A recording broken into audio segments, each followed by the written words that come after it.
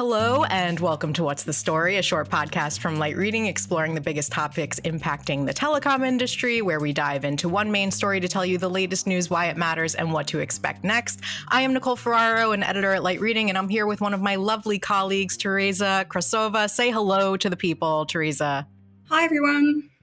Great job. Okay, so today we're going to be discussing Tereza's recent reporting on the world of quantum computing, why it matters for telecom, what moves some of the major players in the telecom industry are already making to prepare for this era of quantum computing and quantum networking, and more. So, Tereza, to start us off, let's get down to some basics here, and I will pretend to understand anything you're saying throughout this entire episode. For starters, what is quantum computing? Where are we now in terms of the development or the life cycle or the hype cycle of that technology? And what is it ultimately expected to achieve based on your reporting so far? Yeah, that's a great starting point, I think. Because so quantum computing, basically, it's like a type of computing that relies on different sort of principles, basic blocks than classical computers. So for example, computers that we're recording this on now, you will kind of rely on the basic unit of information would be a bit, which is a 1 or a 0, if that sounds familiar. Sure. And that's kind of, and then you kind of string them together to get letters, words, movies, what have you. With quantum computers, so it relies on something called a qubit, which is I'm not capable of giving you a full scientific explanation, unfortunately. But it's the way it gets explained, it's a little bit like if you take the bit as a coin that has two sides and it's one or the other, you could, if you were to spin the coin, and it's somewhere in between, basically. So that's a qubit. Okay. And from that, kind of, you have different properties that stem from that I won't, kind of go into detail because I probably, get the science slightly wrong on it. But what it means essentially is that you can get a different type of computer that will be good at really different types of tasks, or very specific types of tasks, I should say. So it's things like discovering new medicine or, new battery materials, route optimization. So often I think it's things where you are choosing the optimal combination of different factors, if that makes sense. Yeah. So that type of thing. Unfortunately, and I think we'll get to that in a little bit, it's another thing it's meant to be really good at is breaking common encryption methods. So one of the most common encryption methods is the RSA, it basically relies on calculations that are really difficult to do. They're really difficult to do in one direction, but difficult to do it in the other is the kind of, I think, common explanation. And the quantum computer is meant to change that, and it's meant to kind of be able to break through that. It's not so one of your questions was how far away we are from quantum computer. So it's really hard to say because there's still a lot that needs to be, researched, perfected.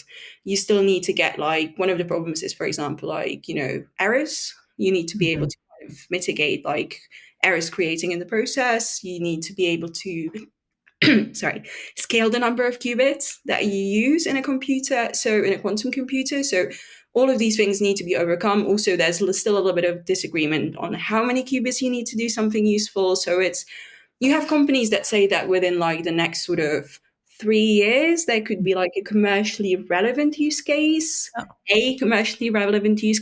something that probably will be in the world of problems that could be solved by quantum computing, kind of the low hanging fruit a little bit. So it's not, it will be scaled. At first you'll be able to do some things, and then it's going to, you'll kind of get to more complicated problems over time, basically.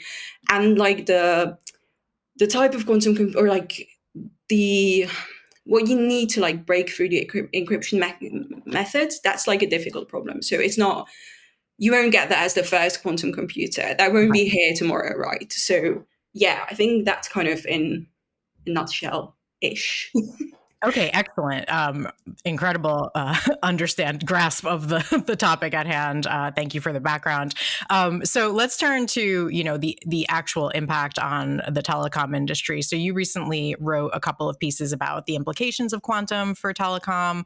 So I'm wondering, from your perspective, what this evolution in computing, why it matters for telecom network operators, how networks need to evolve to meet the demands of quantum computing, and what moves are we already starting to see in this space on the telecom side? Yeah, so it matters in several ways. The first one would, I think the one that's kind of the most talked about is the cybersecurity element, because it's like, even if you don't have a quantum computer that will break encryptions today, you won't have it in, 2 years. It's still, if you collect data today, or like if you have a malicious actor that collects data today and just holds on to them, and then you can decrypt it in, whenever you have the computer to do it. And like, yeah, loads of information. If like someone gets your credit card details, if they decrypt them in 10 years time, doesn't matter. Like it probably will be out of, it won't be useful anymore. But, things like date of birth, certain like personal identifiable information, things like, business secrets, like long-term strategies, that sort of a thing probably still will be relevant even in like, even if it's 20 years, like some types of information still relevant, government information, there's loads of stuff. And you do see companies in the telecommunication space kind of going into obviously trying to secure their own data, but also looking at this as a business opportunity, essentially. So Right. you had Orange, for example, recently that launched it's kind of a product, I think, that has like consultancy services, but also things like, they've created like hardware sort of network around Paris. I don't know if network is the right word, but you have like a set of connections that relies on one of the technologies that are meant to protect against the sort of attacks that I've just described. You also have Telefónica, which made a few I think they had a few demos at MWC this year, and they made some announcements. And you have other kind of companies in this space, like Nokia, for example. I recently wrote about how they are kind of looking at basically using the same so it's something that's called quantum key distribution, and that's sort of something that's quite hardware heavy. There's a lot of debate in the industry on like which technologies there are two big technologies: quantum key distribution, the one I just mentioned, and there's like algorithms. And there's a lot of debate on if you even need both, or like what the role is for the QKD, which is more kind of hardware heavy. There are loads of companies or several companies in the telecom space, like Nokia or Orange or BT, that have kind of been doing some work on QKD, or that have some limited already kind of installed some limited links. I think it's often finance companies, or finance companies are often kind of one of what the sort of most likely customer for this sort of thing, I think. But yeah, so this is kind of, I think, a big it's something that several companies have kind of been looking at as a, I think, business opportunity. Then the other thing is that, we talked about it kind of as being able to solve different types of problems. Yeah. Some of those problems are in the telecommunications industry. So you've got, for example, you had, I think, NTT, which worked with D-Wave on like how you could use a quantum computer to optimize, to kind of protect against basically reduce cell site congestion. Or you had DT, Deutsche Telekom, which kind of they didn't quite use a quantum computer. They kind of used the similar approaches that you would use with a quantum computer to do something around kind of optimizing the setup of antennas. So there's like, very small scale, I think, project on this. But, there's already kind of some traction in this space. You also had Deutsche Telekom subsidiary, which kind of started doing something where they kind of act as, I think, the man in the middle between, or person in the middle, I should probably say, between between companies wanting to work on quantum computers and companies have quantum computers, and kind of orchestrating access basically through cloud. So it's a business opportunity in many ways. And it's also a way to solve problems within the industry. And then you also have the network. So what I talked about until now in terms of networks is more on the side of protecting networks against attacks. But then you might, and I think this is especially early stage in the context of everything that we're talking about, that's still quite a new technology. And that's like being able to connect quantum computers together, for example, to, because like I said earlier, one of the issues is that you need to get a quantum computer that's big enough to solve problems, Right. essentially. And one way of thinking about it is that if you could connect several small like quantum processors together, you could get to that same size. But Hmm. you need to be able to like basically maintain like to be able to pass the qubits between the two computers, and that's not something you can just like plug in a cable and do that out of the box. So you need to Yeah. have some sort of way to like pass the qubits between the two. So that's something that I think Cisco had like a small project that was looking at this. We're working with a US university. There was also, I went to last week in London, there was actually something called the Quantum Data Center Alliance, which includes like loads of like, or several kind of specialist quantum companies, but also Cisco and NTT Data. And they are kind of exploring how you could like have a quantum data center essentially. So yeah, so that's another kind of business opportunity. Yeah. Yeah. Fascinating. And just a quick follow-up question for you. Quantum computing is different than quantum networking in terms of what those phrases mean.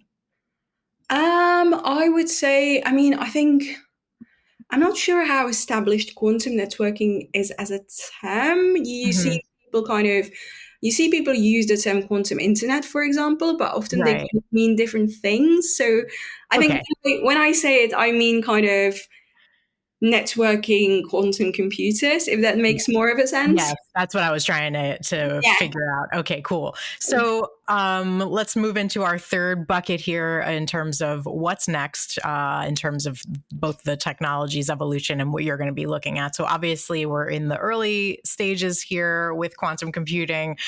So what other open questions do you have, that you're going to be asking telecom service providers about their own preparations and plans in the forthcoming months for about in terms of what they're doing to prepare for quantum computing, and what are some of the next developments you'll be watching for in this space in your own reporting?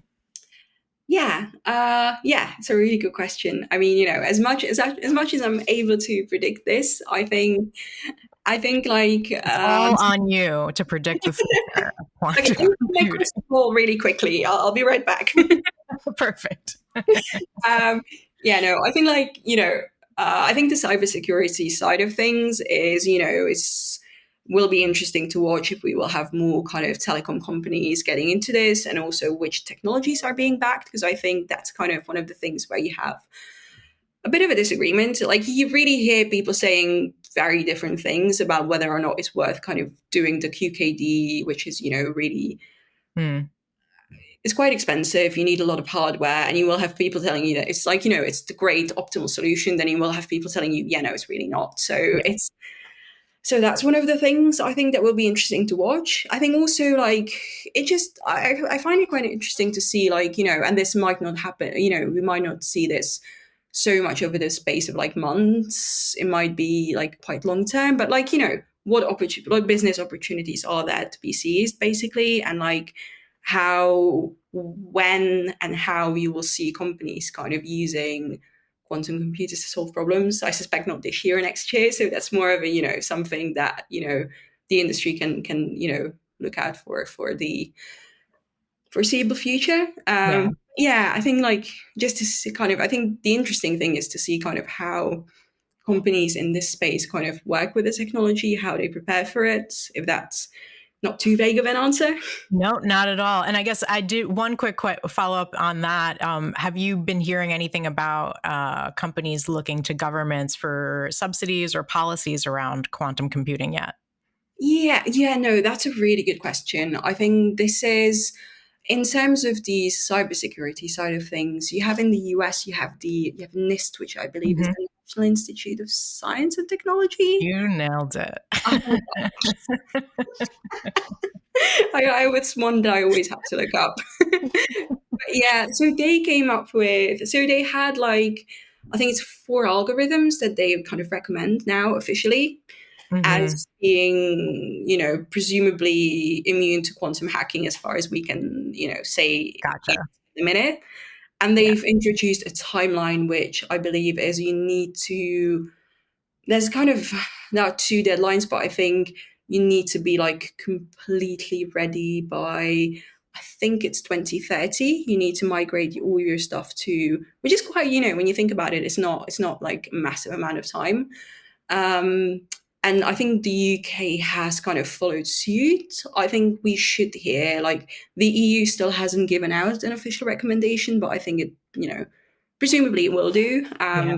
Yeah. No, I mean, in terms of projects, like, you will have some like government support for like computing. You will have, there's a pan-European project for a QKD network, which is called Mhm. Euro QCI, I think. So you do have government sponsored projects. Yeah. Okay, excellent. So clearly a lot to keep up with here and to keep watching for a long time to come. So you're going to be busy, and I hope to get to chat with you again about this. Thank you for helping me be, 2% smarter on quantum computing. And thanks for your great work. Talk to you soon. Yeah, thanks for having me, Nicole.